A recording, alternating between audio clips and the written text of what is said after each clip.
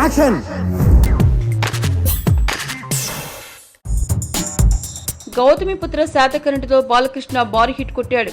తాజాగా పూరితో బాలకృష్ణ సినిమా చేస్తున్నారని అందరికీ తెలుసు. కానీ పూరి బాలకృష్ణని ఎలా చూపిస్తాడని అభిమానుల్లో ఊహాగానాలు మొదలయ్యాయి. దీనివల్ల సినిమా పైన క్యూరియాసిటీ పెరిగిపోయింది.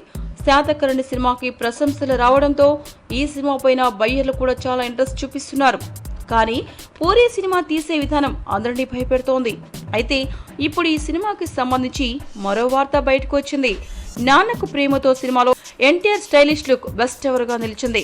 ఇప్పుడు అంత కొత్తగా ప్రజెంట్ చేయడానికి పూరి ట్రై చేస్తున్నాడట. బెస్ట్ ఎవర్ స్టైలిష్ అవతార్ లో బాలకృష్ణ చూపిస్తానంటున్నాడు పూరి. 4 వారాల పాటు ఈ సినిమా షూటింగ్ అంతా బ్రిటన్ లో జరగనుంది. ఏప్రిల్ 2nd వీక్ నుంచి ఈ సినిమా షూటింగ్ ఆరంభం అవుతుంది.